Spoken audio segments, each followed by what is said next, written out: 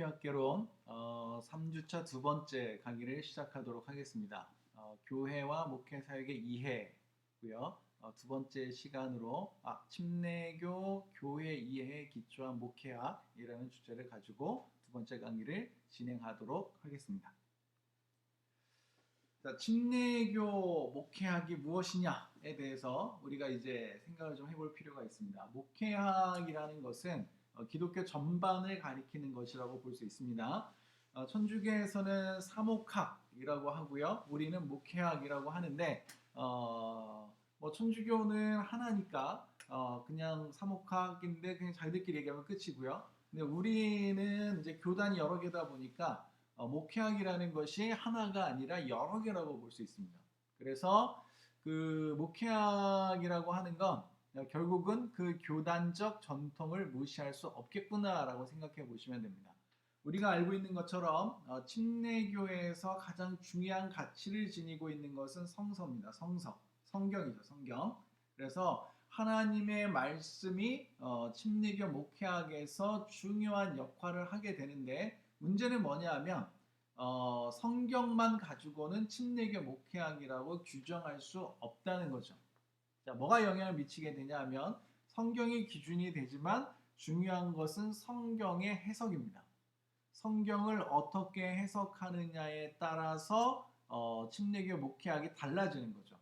또 성경을 어떻게 해석하느냐에 따라서 다른 교단의 목회학 역시 각각의 새로운 특징을 지니게 되는 겁니다. 그러면 성서 해석은 어디서 찾아볼 수 있느냐? 어디서 우리가 알 수 있느냐? 성서 해석이 반영된 것이 신앙적 전통입니다. 그래서 침례교라는 건 침례교 목회학을 한다는 것은 침례교적인 성서 해석에 근거해 있고 또 거기에 근거한 신앙적 전통에 따라서 우리가 침례교 목회학을 규정할 수 있겠다.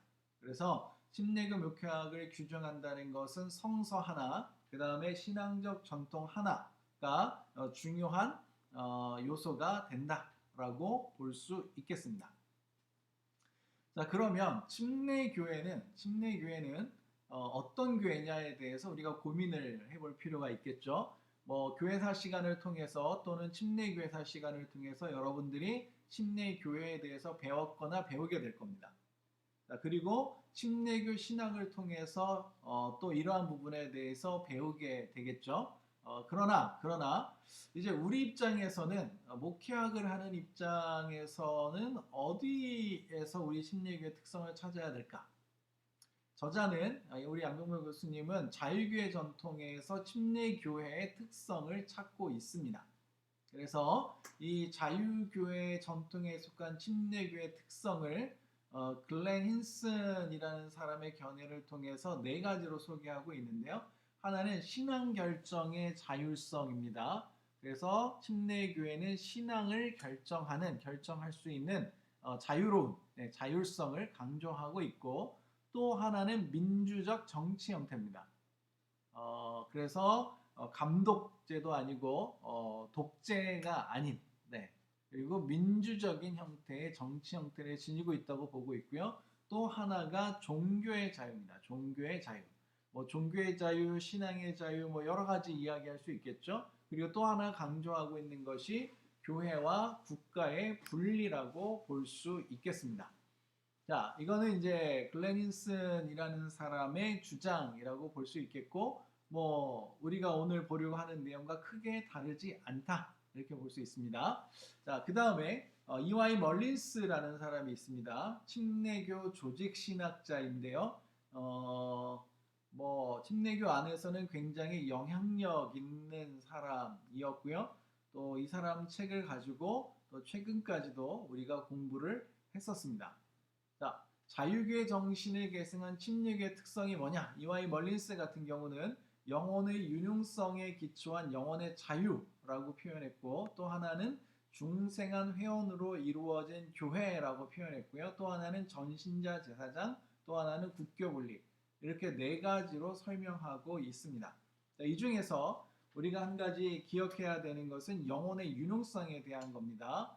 뭐 번역은 여러 가지로 할 수 있습니다. 영혼의 능력, 영혼의 역량, 영혼의 유능성 이렇게 번역할 수 있는데 어쨌든 이건 뭐냐면 우리가 사람이 하나님이 무엇인가 말씀하시면 거기에 반응할 수 있을 정도의 무언가는 남아있다는 걸 전제로 하는 겁니다.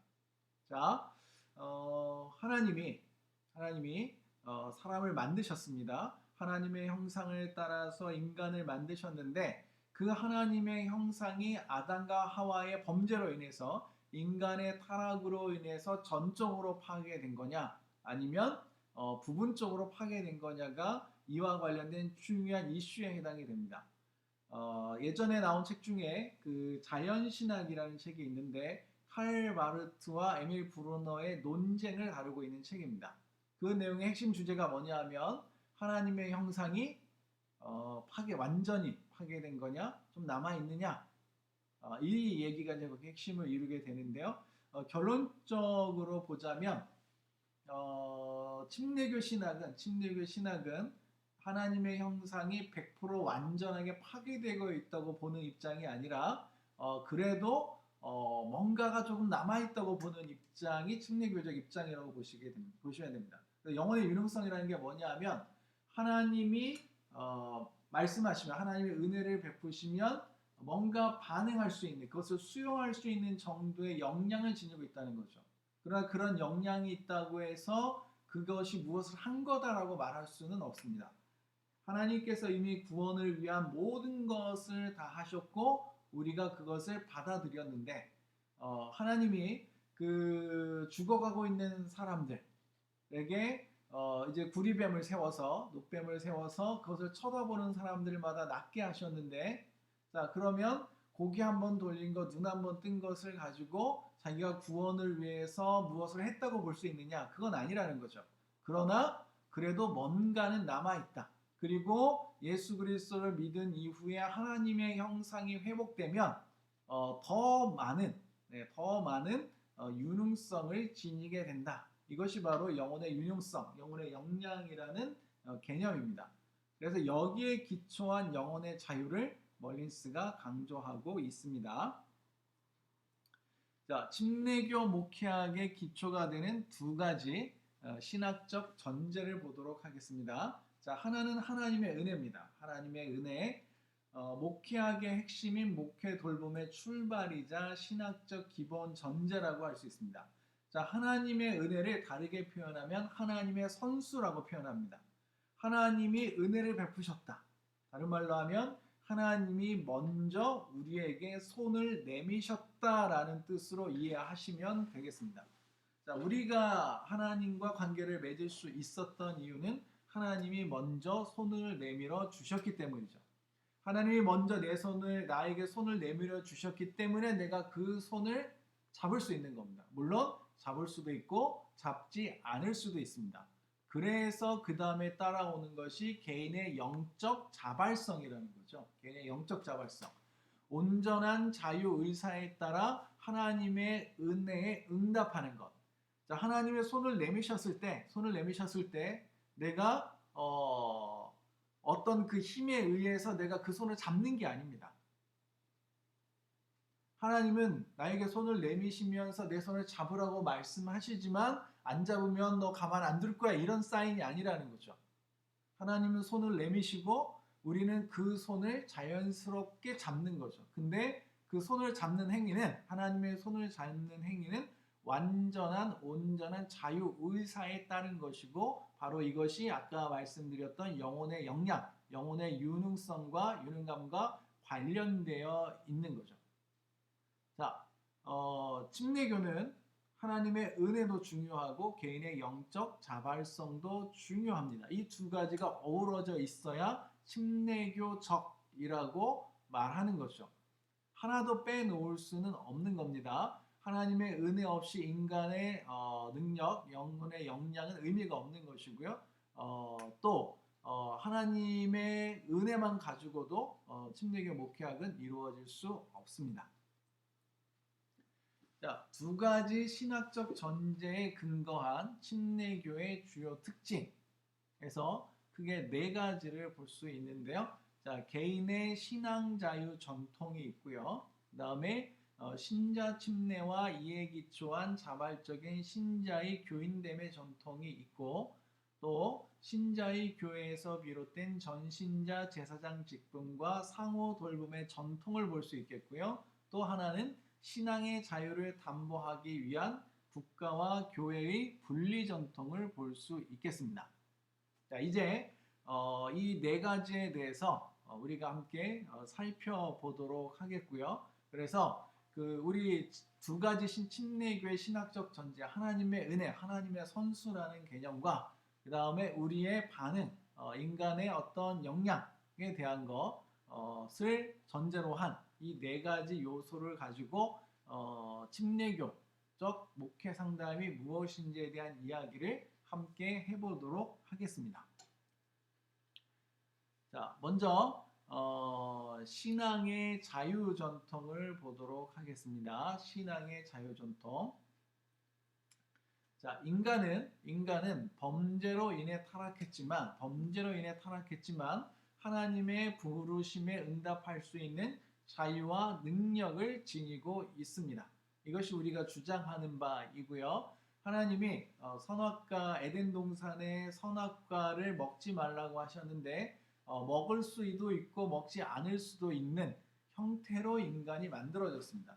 그러니까 하나의 가능태로서 인간이 존재했고 자유의사에 따라서 안 먹기로 선택할 수도 있고 자유의사에 따라서 먹기로 선택할 수도 있습니다. 자유롭게 응답할 수 있다 이겁니다. 인간은 처음부터 그러한 역량을 가지고 태어났는데 문제는 그것을 먹음으로써 문제가 되어버린 거죠. 그렇다고 해서 그 능력이 사라진 것이냐? 그렇지는 않습니다. 그 능력은 여전히 보존되어 있습니다. 신자는 하나님과의 참된 교제가 가능하기 위해 자신의 자유로운 의지에 기초하여 하나님의 부르심에 응답해야 하며 어떤 개인이나 조직이나 권력에 의해 신앙을 강요받아서는 안 된다. 자, 무슨 말입니까? 자, 신앙이라는 건 하나의 고백입니다. 하나의 고백입니다. 그래서 내가 경험한 하나님을 내가 자유롭게 고백할 수 있습니다. 그리고 하나님의 부르심에도 다른 사람에 의해서가 아니라 내 스스로가 응답할 수 있고 응답해야 하는 것이죠.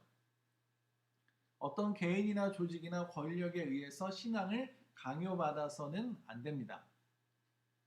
자, 우리 직장에 들어오려면 교회 다녀야 돼.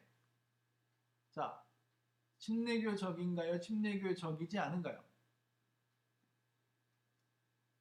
자, 어떤 개인에 의해서도, 어떤 조직에 의해서도, 어떤 권력에 의해서도 신앙은 강요받으면 안 됩니다.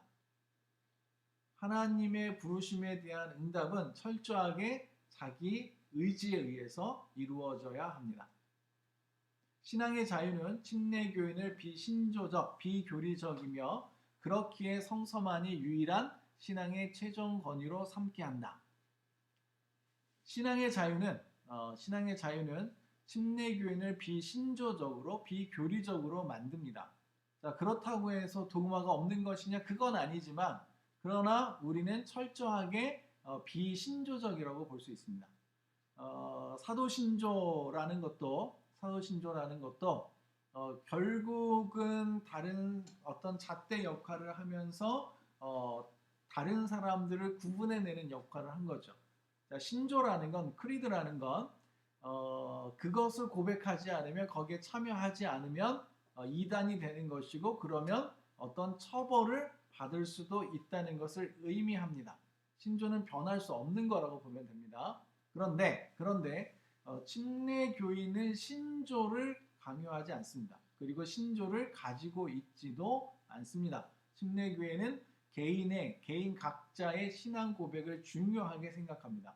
물론 신앙 고백서가 없는 건 아니죠. 신앙 고백서가 있지만 그 신앙 고백서는 유일한 것도 아니고 어떤 유일한 권위를 갖지도 않습니다. 우리나라는 신조가 이상한 자리를 차지하고 있습니다. 자, 사도신조입니다. 사도신조인데 우리나라는 사도신경이라고 합니다. 자, 마치 성경처럼 권위를 부여했는데 막상 그 사도신조를 보면 그 안에는 원문에 있는 내용이 빠져 있기도 하고 또 우리가 수용할 수 없는 내용이 그 안에 포함되어져 있기도 합니다. 그런데 그냥 전통적으로 사용해 왔기 때문에 사용하는데 침례교회는 그런 의미에서 비신조적이라고 볼 수 있습니다. 물론 사도신조를 우리가 우리 교회 신앙 고백으로 채택하겠다. 현재 것을 이것은 가능하지만 그러나 그것을 유일한 권위로 삼겠다. 이것은 안 된다는 거죠. 그래서 우리에게는 성서만이 유일한 신앙의 최종 권위가 됩니다. 그래서 성서가 성경이 되는 것이지 신조가 신경이 될 수는 없는 거죠. 자, 목회 현장에 적용해 본다면 이러한 침례교회의 자유로운 전통, 자유전통은 비강요적 신앙적 개방성. 그래서 신앙이라는 것은 권면하되 강요되지 않아야 한다라고 보면 되겠고요. 우리가 전하는 건 역시 마찬가지라고 보시면 되겠습니다. 전도 역시. 자, 교회와 사회의 지속적 개선과 개혁. 신앙의 자유전통은 인간과 하나님과의 자유로운 인격적 관계를 저해하는 어떠한 종류의 교회 안팎의 억압이나 강요된 종교적 신념이나 태도를 배역하기에 변혁적인 입장을 지니게 됩니다. 자, 자유를 위해서 투쟁할 수 있는, 자유를 위해서 뭔가 애쓸 수 있는 그런 전통이 바로 침례교회 전통이라고 보시면 되겠습니다. 자, 오늘날 우리나라에서 침례교회는 보수적인 하나의 교단으로 자리를 잡고 있고 사회의 어떤 개선이나 개혁 또는 교회의 어떤 개선이나 개혁과는 관계가 먼 집단처럼 인식되어지기도 합니다. 자, 성경에 근거한다는 것은 굉장히 근본적이고 굉장히 혁명적인 것을 의미하는 겁니다. 성경대로 사는 것은 굉장히 위험한 일이죠. 이 현실에서는. 자, 신앙의 자유전통을 가지고 있는 우리가 안정적이고 보수적인 입장만을 취하는 것은 건강하지 않다고 볼 수 있겠습니다. 신자 침례, 신자 교회 전통을 보도록 하겠는데요. 자, 자발적으로 교인이 되는 겁니다. 침례교회는 구원받지 못한 사람은 결코 교회 회원, 즉 교인이 될 수 없습니다. 침례교회의 회원권은 신자만이 지닐 수 있습니다. 그래서 교회의 모든 회원은 그리스도를 주로 고백하고 은혜로 말미암아 구원을 얻은 사람이어야 합니다. 최근에 물론 최근이 아니라 오래 전부터 교회 회원의 신자가 아닌 사람들이 포함되어 있었습니다. 자, 이것은 언제 있었던 일이냐 하면 국가교회 전통이라고 보시면 됩니다. 자, 모든 사람이 교인이라면 그것이 바로 교회가 아니라는 것을 의미하는 거죠. 자, 이 나라에 태어났으면 기독교인이 되는 거야. 기독교인이 시민이야. 이렇게 말해버리는 건 결국은 그것은 교회가 아니라는 것을 의미한다고 보시면 되겠습니다. 교회라는 것은 신자들의 모임입니다. 신자들의 모임인데 결국 신자가 아닌 사람이 교회 구성원이 되면 안 된다는 거죠. 신자가 아닌 사람이 교회 구성원이 되어 있고 신자가 아닌 사람이 교회에서 직분을 맡고 있고 심지어 목회자까지 되니까 이 교회가 엉망이 되어버리는 겁니다. 자, 다른 건 못 지켜도 신자들이 교회 회원이 되어야 된다는 것은 지켜야 합니다. 지역교회는 신자들로 구성되어야 합니다. 물론 요즘 교회는 교회 안에 불신자들도 들어오게 되고 그래서 같이 어떤 교회에서 모임이나 활동도 하게 되는데요. 교회가 건강하려면 불신자들이 교회 활동에 참여한다 하더라도 그 사람에게 회원권을 주어서는 안 됩니다. 이건 철저하게 지켜야 되는 거죠. 교인으로서의 권리를 주어서는 안 된다 이겁니다. 신자가 아닌 사람들은 이 부분에 있어서 타협하게 되면 교회는 결국은 타락할 수밖에 없고 교회는 하나님의 뜻을 실천할 수 없는 기관이 되어버립니다. 자, 신자라 하더라도 그 사람의 신앙이 어떠하느냐에 따라서 하나님의 말씀을 따를 수도 있고 제대로 따르지 못할 수도 있는데 그 안에 불신자까지 교회 구성원으로 들어온다면 하나님의 뜻을 실현하는 건 더더욱 어려워지는 것이죠. 자, 여러분들이 참된 교회를 꿈꾼다면 침례교인이고 아니고를 떠나서 교회 회원권이 신자들에게만 주어질 수 있도록, 그리고 그 신자들은 철저하게 검증되어질 수 있도록 하는 것이 필요합니다. 신앙적으로 자발적 의사결정의 능력이 있는 사람만이 침례를 받을 수 있습니다. 자, 유아 침례의 대상이 아닙니다. 자, 그리고 안타깝고 죄송하지만 장애를 가지고 있는 자발적 의사결정의 능력이 없는 또는 그것을 확인할 수 없는, 후자에는 이제 유연성이 있을 수 있지만 그런 경우에는 침례를 받을 수 없습니다. 자, 이것 때문에 우리가 오해를 받을 수 있을 수는 있지만 현재 신자들로 구성되어야 한다는 원칙을 우리가 그만큼 중요하게 생각할 필요가 있다는 것이죠. 자, 하나님이 침례가 구원의 조건은 아닙니다. 침례가 구원의 조건은 아니기 때문에 침례를 안 받았다고 해서 구원받지 못하는 것은 아닙니다. 그러나 이제 교회 회원이라는 것은 좀 더 자발적이어야 하기 때문에 이렇게 이제 이야기하고 있는 거고요. 자, 그래서 침례교회는 유아 세례를 하지 않고 적어도 보통 초등학교, 중학교 이상, 보통은 이제 중학교 이상 자기 의사결정 능력이 있는 사람에게 침례를 베풀게 되죠.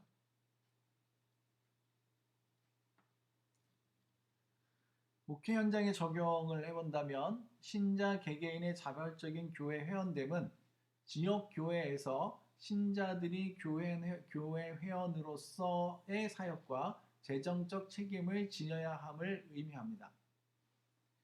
자, 우리가 어디에 회원이면 회비를 냅니다. 당연한 거죠, 그죠? 당연한 겁니다. 자, 지역 교회에서 신자들이 교회 회원이 되었다는 것은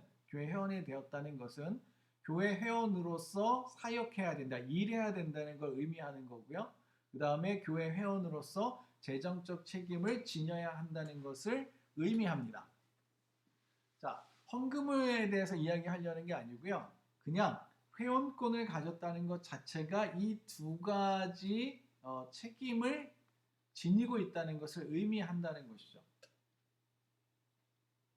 두 번째, 신자 개개인의 자발적인 교회 회원됨은 교회의 의사결정 과정에서의 회중적 민주 절차에서 찾아볼 수 있습니다. 침례교회는 회중정치를 하는 교단입니다. 회중정치라는 것은 교인 한 사람 한 사람이 투표권을 가지고 있다는 의미이고요. 자, 침례교회에서 회중정치를 하는 이유는 예수 그리스도 안에서 거듭난 모든 사람들, 신자 개개인 안에 하나님의 성령이 임재해 있다고 믿기 때문에 그렇습니다. 그래서 정확하게 말하면 회중정치는 만장일치제라고 볼 수 있고요. 그러나 현실적으로 교회 안에 신앙의 수준이 차이가 있기 때문에 만장일치를 선택하지 못하고 다수결 원칙에 따라서 교회의 의사결정을 하게 됩니다.